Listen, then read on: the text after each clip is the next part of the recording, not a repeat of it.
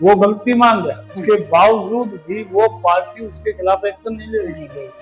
या तो यही बयान दे दो हमने इसको माफ कर दिया, कहो तो कि जो चुनाव तो लड़ना नहीं चाहते, लेकिन उनकी देश के लिए जरूरत है। काबिल लोग आते थे राज्यसभा में, आज वो राज्यसभा में आते हैं जो आदमी कहीं फजूल के आदमियों पे कितना होना राज्यसभा और अब हाथ जोड़ता फिर रहा है, मेरी गलती होगी मुझे माफ कर दो। अरे तेरी गलती तो होगी, लेकिन मैसेज दुनिया में क्या गया? अरे भाई सिंदूर में पारा होता है और 12 रगों मुचरा का आदमी की डेथ हो जाएगी कि भाई कौन आदमी किस कास्ट का है, किस इलाके का है, किस नेता का है। अगर वो पार्टी को आगे चला सकता है, ले जा सकता है, तो उसको आगे लाना चाहिए, तो उसको होना चाहिए। नमस्कार भाई, मैं पिछले कई दिनों से कई वीडियो मैंने कई लोगों से बात करके शूट की जो इन दिनों राजनीतिक हालात हैं। ऑपरेशन सिंदूर के बाद राजनीतिक जो हलचल है या राजनीतिक जो परिभाषा है ना लोगों की, कई नेताओं की ऐसे शर्मनाक बयान और ऐसी कुछ वीडियो आ रही है, ऐसा लग रहा है कि सरकार कम चल रही है और वीडियो ज्यादा बनाई जा रही है। तो मैंने कई दिन एक सोशल वर्कर है उनसे भी बात की, तो भारतीय जनता पार्टी के जो नेता है ना वो इस टाइम पे भी उन पे लगाम नहीं लग रही, बेजुबान हो गए हैं और जिस तरह के जो अश्लील वीडियो आ रहे हैं उनके बारे में उनको ना हटाया जा रहा, ना कोई एक्शन लिया जा रहा। और मतलब उन चीजों का आने वाले समय पे जो हमारी नई पीढ़ी है ना उस पर क्या असर होगा। और राजनीति में जो युवाओं को प्रेरित करते हैं ना कि आओ राजनीति में बहुत अच्छे लोगों की जरूरत है, अगर इस तरह की राजनीति है तो मुझे समझ नहीं आती कि युवाओं के दिमाग पे क्या असर होगा। इस बारे में मैं धर्मपाल मलिक हैं, पूर्व सांसद, तो मेरी इनसे परसों बात हुई, इनकी थोड़ी तबीयत नाशाद थी लेकिन आज मुझे मिल गए। तो राजनीति की भी समझ रखते हैं और सामाजिक मुद्दों पर भी बेहिचक बोलते हैं, तो इनका दिया हुआ संदेश एक वाकई में मतलब मिसाल बनता है। तो मैंने सोचा मैं इनसे बात करूं। धर्मपाल भाई, सबसे पहले तो आपका बहुत बहुत स्वागत है। बहुत धन्यवाद। आपने भी देखा है अभी पहलगाम पर हमला, एयर स्ट्राइक, उसके बाद सीज फायर और फिर ऑपरेशन सिंदूर। इन दिनों के जो हालात हैं, सबसे पहले तो मैं सोफिया कर्नल कुरैशी पे जिसने मतलब नेतृत्व किया इतने बड़े एयर स्ट्राइक का, उसके बारे में एक भारतीय जनता पार्टी के नेता ने जो टिप्पणी की है, 2 शब्दों में मुझे उस पर बताइए। ये देखिए बहन जी, सवाल ये है, कांग्रेस पार्टी का जो दायित्व था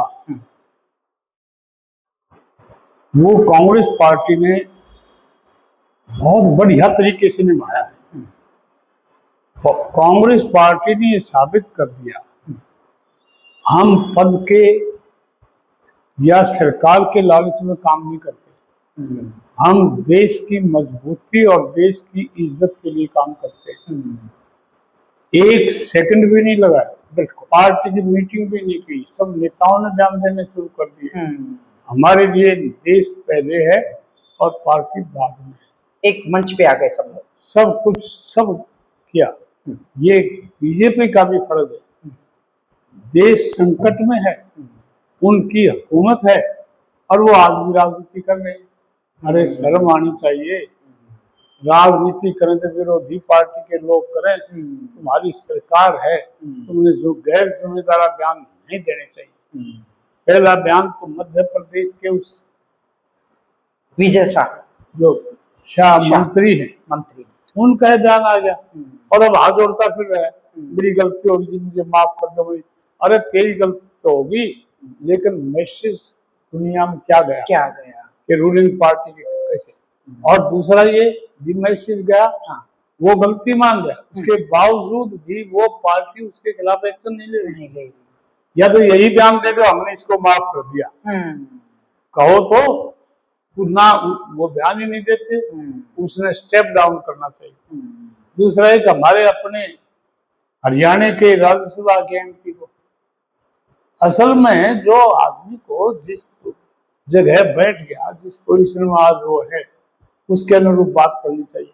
अच्छा, बार बार ना जैसे मैं देख रही थी कई जगह अखबारों में, डिबेट में, मैं हरियाणा के राज्यसभा सांसद कि राज्यसभा सांसद ने हरियाणा के नाम पर जिस तरह, क्या मतलब ये बीजेपी में इनको लाइसेंस मिल रहा है कि जिक्र जिसका जो भी बोल दें? दरअसल बात सारिका, राज्यसभा एक बहुत बड़ी उन लोगों की सभा होती थी कि जो चुनाव तो लड़ना नहीं चाहते, लेकिन उनकी इस देश के लिए जरूरत है। काबिल लोग आते थे राज्यसभा में। आज वो राज्यसभा में आते हैं जो आदमी कहीं फजूल के आदमी हो, कहीं कितना होना हो राज्यसभा, इसलिए राज्यसभा में बैठ के मतलब क्या दोबारा जाने की तैयारी है क्या इनकी? इस तरह के बयान दे रहे हैं। जो आदमी काबिल हो, और जो आदमी चुनाव लड़ना नहीं चाहता, लेकिन उसके बावजूद उसकी जरूरत है इस देश की, तो ये ऐसी जरूरत है जो ये बोल रहे हैं। तो अब ऐसी बात कर देना, ये वीरांगनाएं नहीं थी, वीरांगना शब्द के मायने नहीं पता होंगे। अच्छा, ये कह रहे हैं कि अग्निवीर जैसी वो होनी चाहिए थी, तो क्या पर्यटक घूमने जाएंगे उनको पहले अग्निवीर की ट्रेनिंग दी जाएगी सेना में? ये बहुत मैं वही गैर जिम्मेदाराना बात करते हैं, इनको ज्ञान है नहीं। ये हर वक्त सोते वक्त भी, जागते वक्त भी, दिन में भी, रात में भी सिर्फ पार्टी का प्रचार, ताकि इनके जो आका हैं वो राजी हो जाएं और इनको पद दे दें। और ये पद की लड़ाई है इस तरह की भाषा बोल के। वरना समय कई दफा ऐसा आता है, जो कांग्रेस का राज रहा जब भी आया, चाइना से भी युद्ध हुआ, पाकिस्तान से भी युद्ध आया, इंदिरा जी ने बांग्लादेश को भी अलग कंट्री बना दिया, कि सारे देश के लोगों की एक भाषा निकलती। आज भी है। हम चाहते हैं, कांग्रेस आज भी हम सरकार के साथ हैं। जहां तक सवाल जो इसे दूसरे देश के नेता सरकार का है, अगर हमारी इज्जत पर हमला है तो हमने इस बात से तकलीफ, सरकार के साथ है, फिर हम कांग्रेसी नहीं, फिर हम हिंदुस्तानी। और मैं तो आपको बताऊं, अखबार में पढ़ रहा था परसों, मोदी बहुत बड़ा आदमी है, प्रधानमंत्री हमारे देश, प्रधानमंत्री छोटा नहीं होता। नहीं, हमारे प्रधानमंत्री, मैं उसकी वो इज्जत छोटी नहीं करना चाहता, लेकिन एक बात मैं कहता हूँ, शब्दों का जो चयन जो है बहुत तरीके से करना चाहिए। उन्होंने परसों एक बयान दिया, मोदी जी ने, कि मेरी लोगों में खून नहीं सिंदूर में। अरे भाई, सिंदूर में पारा होता है, और 12 रगों में चला जाए आदमी की डेथ हो जाएगी। बिल्कुल। तो ये क्या कह दिया, और अच्छा, ये एक और क्या भाई साहब, उन्होंने कह दिया, बीच में कर दो नहीं, जैसे उन्होंने कह दिया, एक सेकंड, उन्होंने बोल दिया और नीचे तक का जो सारा प्रचार तंत्र है ना, वो बस झुका पड़ा इसी को। मैं कहता हूँ उसने बोल दिया, पूछो भैया, ये सिंदूर में पारा होता है। पारा अगर जब किसी की बॉडी में चला जाए तो पारा तो जहर है, खुद आदमी की डेथ। उसके बाद मीम भी बहुत आए हुए हैं। बहुत ज्यादा, इसलिए पता नहीं किसी ने लिख कर दे दिया, उन्होंने बोल दिया होगा। लेकिन हम ये कहते हैं, चलो या कोई बात नहीं है, लेकिन आज देश की इज्जत को बचाओ भाई। ना हिंदुस्तान के अंदर पाकिस्तान वाली सिचुएशन है, पाकिस्तान एक बहुत जहरीला देश है, वो भूखे मरते हैं, जैसे भूखे बंगाली होते हैं ना, वो किसी न किसी के ना पेट पे झगड़ा करते हैं, कुछ मिल जाएगा ये। लेकिन हमारे देश का, चाहे वो सिख हो, चाहे वो मोमडन हो, चाहे यहाँ को क्रिश्चियन रहता हो, चाहे कोई यहाँ पर हिंदू हो, सब के सब पहले ही देशवासी हैं। बिल्कुल। वो तो हमारी अपनी जो सामाजिक व्यवस्था है, कोई किसी चीज में विश्वास करता है, कोई किसी चीज में विश्वास करता है। मैं पैदा हुआ जब, मैं तो आर्यवादी आदमी, उधारी आदमी हैं आपको, लेकिन कुछ आदमी सारे हिंदू जो हैं वो सारे आर्यवादी नहीं है, कुछ सनातन धर्मी भी, कुछ बौद्धिस्ट भी। मैं आज धर्म बदल नहीं सकता, धर्म बदला जा सकता है, जाति तो नहीं बदली जा सकती, हम पैदा हो गए वही है। लेकिन ये गलत बात है। आज हमने देश की सोचनी चाहिए, अपनी पार्टी की नहीं सोचनी चाहिए। वो इस देश के बहाने से पार्टी को मजबूत करना चाहते हैं, लेकिन ऐसे पार्टी मजबूत नहीं होगी। चलो, मैं कांग्रेस की थोड़ी सी उसमें संगठन पे बात करती हूँ।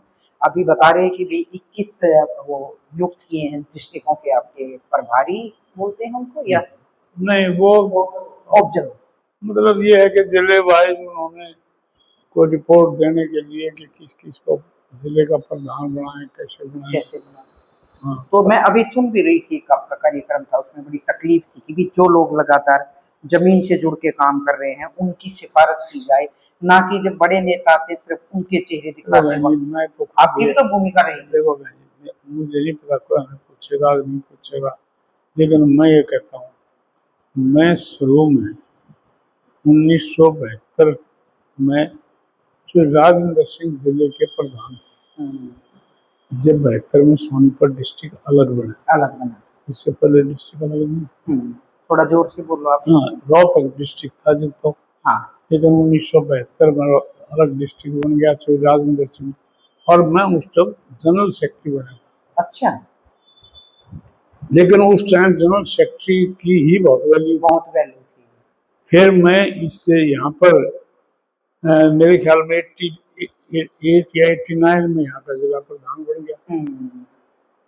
उसके बाद मैं स्टेट प्रेसिडेंट बना। मैं तो कुछ बनने वाली पोजीशन में भी नहीं, लेकिन मैं ये जरूर चाहता हूँ इस चीज को ये भूल जाए कि भाई कौन आदमी किस कास्ट का है, किस इलाके का है, किस नेता का है। अगर वो पार्टी को आगे चला सकता है, ले जा सकता है, तो उसको आगे लाना चाहिए, तो उसको होना चाहिए। अगर हमेशा प्रधान बना दो, प्रधान भाग गया तो क्या करोगे? तो कब तक की तैयारी है संगठन की? कुछ आप भी मीटिंग? नहीं, हम तो उम्मीद बहुत जल्दी कर रहे थे, लेकिन अब तक भी हो ही नहीं है। कल रात को भी किसी आदमी का टेलीफोन आया था, मैंने कहा भैया जल्दी करो, और जो हमारे से सलाह लेनी है ले लो, नहीं लेनी है तो जिसको बनाओगे हम तो उसी का साथ देंगे, लेकिन ऐसे आदमी को बनाना जो पिस्ताना ना पड़े। कोई भाग गया है, कति बेशर्म हो रहे हैं नेता लोग। ठीक बात है। उठाया चादर कर देगा, चलो चलो चलो बिल्कुल बिल्कुल, बहुत बहुत शुक्रिया भाई का। और राजनीति की तो समझ रखते हैं, संगठन की भी समझ रखते हैं, तो मैं जब भी आती हूँ इनसे ये बात पूछ के आते हो, कुछ शब्द मतलब कुछ सवालों के जवाब इन्होंने ठीक है टाल दिए कि भी उन बातों पे डिस्कस ही नहीं करना, कल मेरे लत्ते पड़ेंगे कोई ना कोई, तो फिर किसी दिन इनसे मुलाकात करेंगे। बहुत बहुत शुक्रिया, नमस्कार। सभी दर्शकों को मेरी तरफ से नमस्कार, सभी भाइयों को, बहनों को, बुजुर्गों को, बच्चों को मेरी तरफ से नमन। मैं तलवीर चहल, एक्स सरपंच, गांव रुखी, नई अनाज मंडी, गोहाना, चहल ट्रेडिंग से मेरी सभी भाइयों से ये अपील है, जो हमारे इस एयर स्ट्राइक में जितने जवान शहीद हुए हैं, हम सभी उनको हाथ जोड़ के नमन करते हैं। और सभी भाइयों से मेरी अपील है कि भाई इस चीज को एक दूसरे नजरिए से देखो, इस चीज को जातिवाद में बांटने की कोशिश मत करो, हिंदू मुस्लिम में बांटने की कोशिश मत करो।